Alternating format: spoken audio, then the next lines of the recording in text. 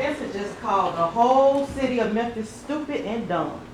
Everybody from the DA to the police officers to the prosecutors, he called y'all dumb.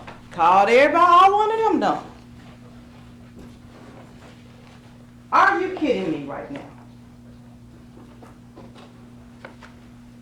This case is not about the prosecutor. This case is not about Juke. This case is not about Justin. This case is not about Cornelius. This case is about Hernandez Govan. He is the person on trial, not the city of Memphis, not the DA, not the prosecutors, not you, Hernandez Govan. That's who we are here about today. That's what this proof has been about. Embarrassed. Who should be embarrassed? Hernandez Govan. He is the person that made the choice to get engaged in this conspiracy. He made that choice. We've talked about choices. There are a few things in life that we can control, and our choices are one of them. What choices did Hernandez Govan make? You've heard that over the last few days of the choices that he's made. His choices led us here today. All right, police, they say they didn't do a good job. Convenient story. Something, novel. Because they didn't arrest everybody has to be arrested for them to do a good job. There was a twofold investigation. Sergeant Browning and Sergeant Dabney both told you that. It's very convenient that that part was left out of the defense's argument. There's a twofold investigation. Homicide and MGU. Those are two different entities within the Memphis Police Department. There was an ongoing investigation. And as Ms. Williams mentioned in her closing statements, this is a conspiracy. It's ongoing. To let you know that they were still investigating, look at the call records. Look at when those call records were received. Now, defense will have you believe that, there are thousands and thousands and thousands of pages of call records. There are. But guess what? You'll have access to all of that, and they're on a flash drive. You can search. You can put in the numbers that were given to you. When things happen, what happened with those calls. They're there for you. There's no hiding. There's no putting them aside. They're there for you to look at. So I wanted to clear up that misstatement. The focus at the time of the incident, November 17, 2021, was on a homicide. It was not on who went to AutoZone or who went to Pressure World. The focus was on a homicide. A person was dead. The defense never mentioned that we are talking about a dead person. Dead. It's everybody's issue and fault but Hernandez Govan. The police didn't kill Adolph Thornton, Cornelius, and Justin killed Adolph Thornton. But who put them together? Hernandez Govan. Look at the PowerPoint presentation that Sergeant Browning provided. It has communications that contact log was put in there for Juke and Justin on the same day, about July 27th, around that time. They looked like they exchanged numbers. And if they knew each other before then, they wouldn't have had to exchange numbers. They would have already had each other's numbers. Look at that. Look at the call detail records of Cornelius Smith. You'll see about the first time he had contact in his phone anyway with Hernandez Govan was about July 25th, 2021. around that time. All you have to do is plug the numbers in. It's not rocket science, as he'd have you believe. Hernandez Govan put these individuals together.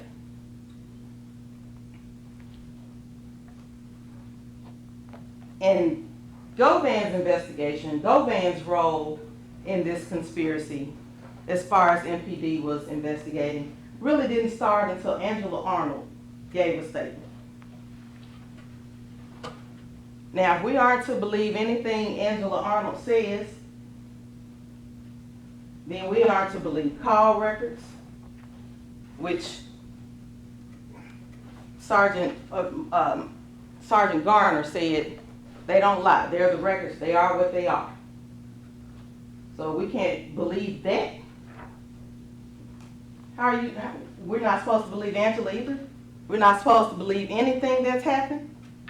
The records are what the records are. But they bring in Sergeant Coburn or Lieutenant Coburn. Officers are bad. They don't do a good job. But he wants you to, well, this officer did a great job. Just this one that we bring in. He did a great job. Cornelius will tell you, he didn't just get a whole thing of Clorox and pour it all over the car and wipe it down. He said he sprayed some substance on a towel and wiped. He was still hurt. It was in the dark. He was in a rush. He was scared probably that Govan was going to come out and shoot him or do something because he was across the street from his house. But you want us to, defense wants you to believe that all the officers are bad, they did everything wrong, except that part.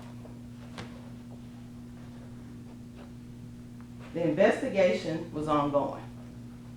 Look at the call records. Look at when they were done. And you can still investigate.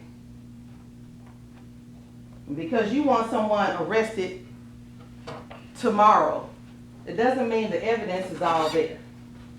At this point, Jook is dead. Bobby Carter's dead. Joshua Taylor's dead. We can't arrest them. We're not digging them up from the ground. They are dead. That point is dead.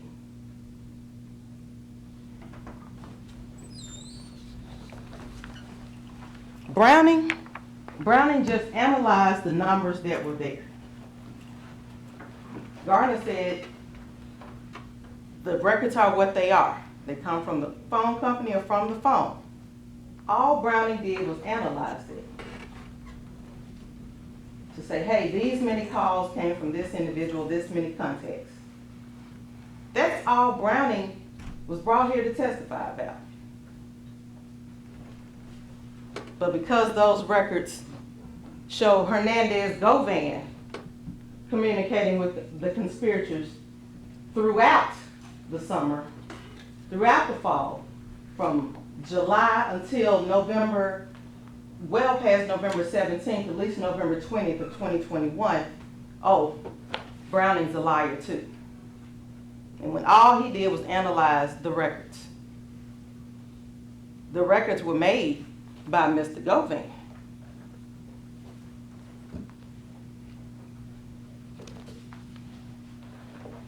Defense also brought up that basically Justin Johnson had access to Jook on his own, basically. But we know that Govan made that connection. July 27, 2021. We know that. We see that in the call records. We see it. Govan already had Jook's information. Govan already had Justin's information. This was by July 27, 2021. Govan had Cornelius' information. Govan texts Justin address to Jook's smoke shop. And the contact was created between the two while they were there. But guess who did not have contact with Jook? Cornelius. He was a part of this conspiracy as well. And he got up here and he testified. And he told you that he really didn't have much contact with you. Guess who he was communicating with? Hernandez Govan. That's who he was communicating with. And let's look at the definition of conspiracy. You just have to create that at least with just one other person. So if you take defense at his word that Justin Johnson had other conspiracies going on and this was something separate, Hernandez Govan was still egging on Cornelius. He promised to get Cornelius paid. Cornelius didn't have direct access to Juke. He told you he was trying to still get his money. December 2nd, 2021, he sent a message from Angela Arnold's phone via Instagram messaging. He said he couldn't just straight out put that, hey man, I want my money. I did what I was supposed to do. He said he sent him a message trying to get his attention. A week later, he's arrested.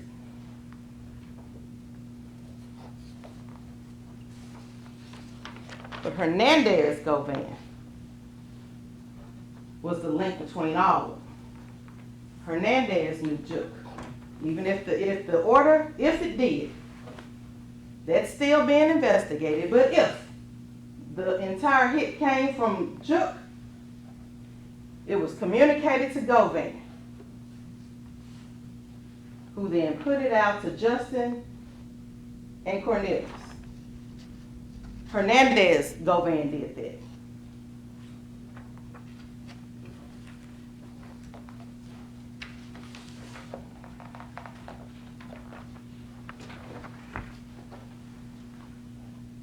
The defense also makes the assertion that for 2 weeks, Hernandez Govan didn't have any kind of contact with any of the people who did the killing. He didn't have contact with Cornelius. He didn't have contact with Justin. The phone records will tell you that that is not true. It's simply not true. The phone records are there. There was contact. There was contact the day before. There was contact the day before that. There was contact days before that. And even if they didn't talk on the phone, what is stopping them from walking to his house? Communication is there, doing everything to take away from the fact that this trial was about Hernandez Govan. And there's nothing that says, okay, if we don't talk within 2 weeks, that all of this is out the window. Nothing in the jury instructions that the judge gave you or read to you said, all right, this conspiracy ends if we don't talk in a week. This is not girlfriend and boyfriend stuff. This conspiracy was ongoing. Hernandez Govan is just trying to pull himself away at this point. But this, Justin and Cornelius, they were put together by Govan. It's been reiterated several times. All right, even if you believe what the defense says, say Justin was conspiring with others. Okay, two things could be true at the same time. But what we do know that shortly before the turkey drive, Cornelius said that Hernandez Govan called him and Justin together and was like, hey, y'all know this turkey drive getting ready to come up. Y'all ready? Y'all ready to make this money? Y'all ready to do this? Cornelius told us that. The call records, they show that there was some communication shortly before the turkey drive, the week before Thanksgiving. And Govan just reminded them, this is your mission. This is what you're supposed to do. If you want this bread, you need to make it happen. You need to make sure that you take care of that family that's been out there. You need to make sure this is what you do. So Justin chose even if there were other conspiracies, just if there were other conspiracies on the side.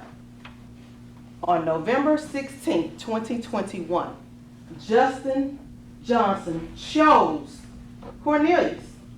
He chose Cornelius. The same Cornelius that he was introduced to through Hernandez Govan. That same day, Justin Johnson sent Juke a turkey text. It's the same text that defense has entered into evidence. He sent that on November 16th. Defense just showed you there was some communication with Juke on November 16th. On November 17th, again, the day of the murder, the day that Dolph was killed. Even if there were, again, other conspiracies, Justin Johnson chose Cornelius Smith to go on a hunt with him. He chose to go on a hunt with him.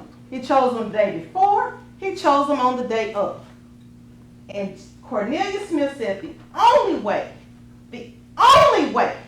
he knew who Justin Johnson was because of Hernandez Govan. He told you that several times.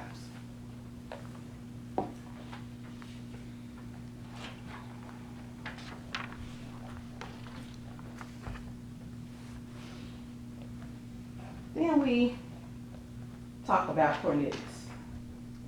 Let's talk about his testimony. Cornelius was the state's witness. Prosecutors are probably not going to be hard in screaming at their own witnesses. The point is to get the witness to talk so that you, the jury, can understand what's going on. They're a witness. Cornelius, at this point, has already testified in a previous trial. He has no reason to come in here and lie to you about what he did. He said and told you, as you watched the video of the murder of Adolph Thornton, he told you, that's me with the big gun that killed him. Now, if any part of that is, if he's to lie about, why lie about him killing somebody? That's where you lied. He didn't lie about that. He told you. I did. But I wouldn't have known Justin Johnson except for Hernandez Govan. And he put us together to get this done.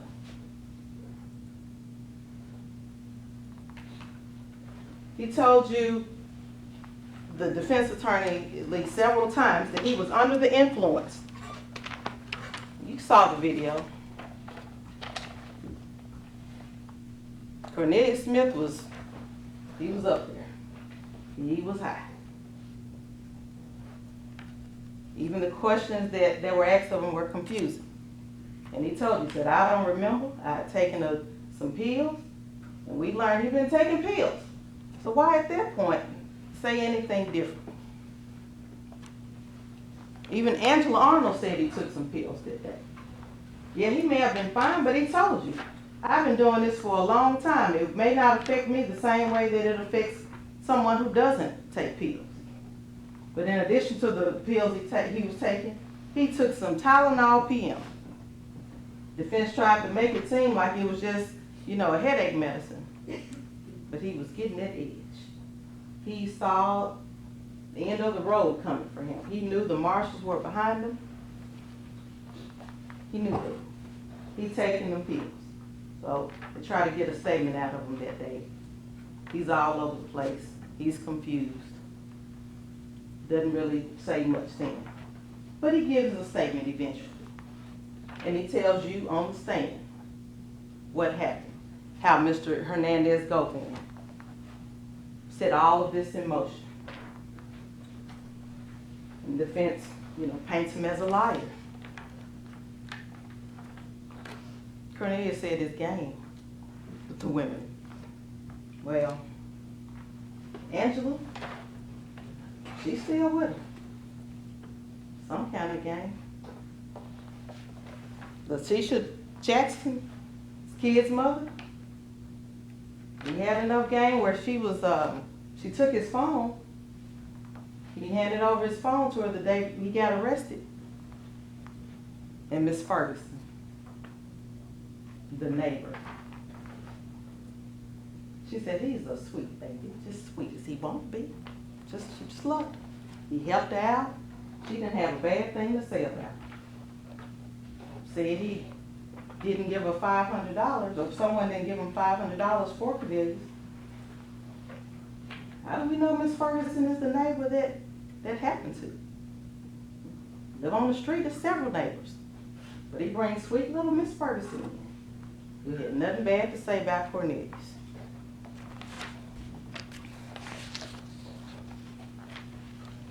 Cornelius, this testimony was backed up by Angela, by the evidence and phone records,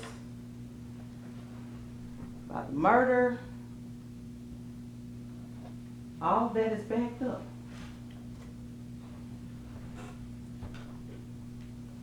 Okay, you have looks like an AutoZone receipt in a picture of it, crumbled up. You have access to the picture of their receipt. It was a picture that was in the phone that Cornelius took. It was in Browning's presentation.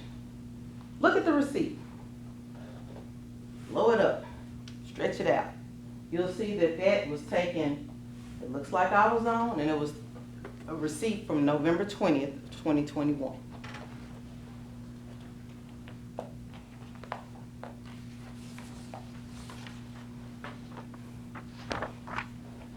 In the end, all of this points back to Hernandez Govan. He got the ball rolling. He kept the ball rolling. He kicked the ball in the end. He introduced Cornelius Smith and Justin Johnson for the purpose of taking out members of PRE. One member of PRE being Adolph Thornton. That's where the conspiracy started.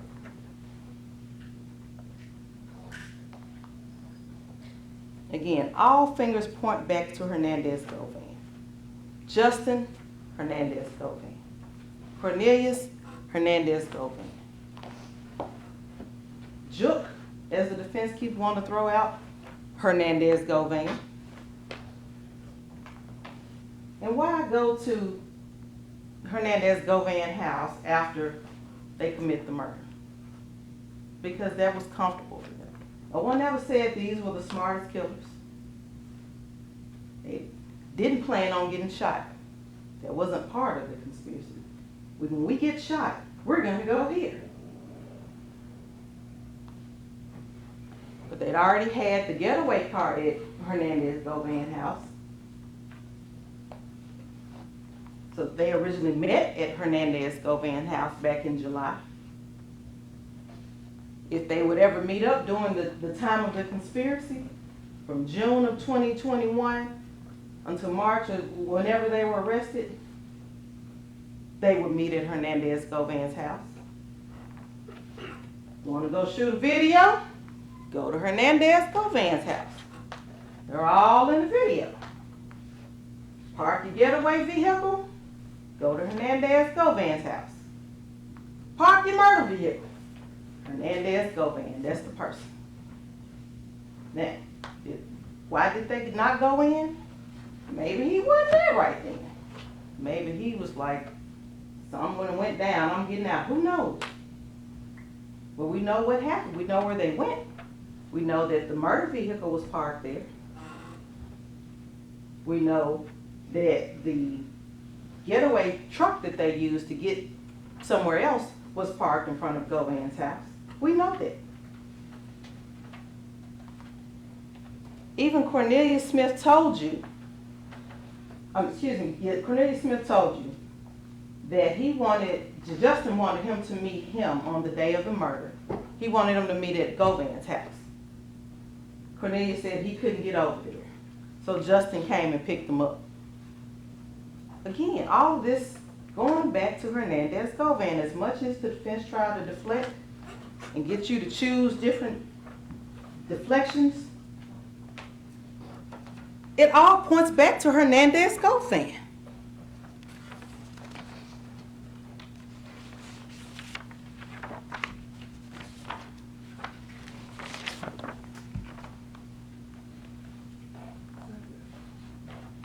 Hernandez Govan had choices. He chose to bring Cornelius and Justin together. He chose to encourage them to have a hunt, to go on a hunt. PRE members, but the biggest bounty was Dolph. He knew that Cornelius had a drug habit and that he needed money. And he played upon that. He preyed upon that. And he put him together with someone who was just as hungry for him. Justin and Cornelius were put together by Hernandez Govan. He chose to ask each of them for a cut of the proceeds. He chose conspiracy. Hernandez Govan chose murder. Adolph Thornton will never get to experience many of the things we take for granted in getting old. He will never get to experience gray hair. He will never get to experience wrinkled skin or crackling knees. He didn't get to choose to grow old. That was taken from him and put in motion by Hernandez Govan. You, the jury, you have a choice. The choice is now yours. You have a choice in whether you hold Hernandez Govan accountable for his role in this murder, for his role in this conspiracy. And I ask that you choose to find Hernandez Govan guilty of murder in the first degree and guilty of conspiracy. Thank you. All right, ladies and gentlemen, I'm picking up on page 27.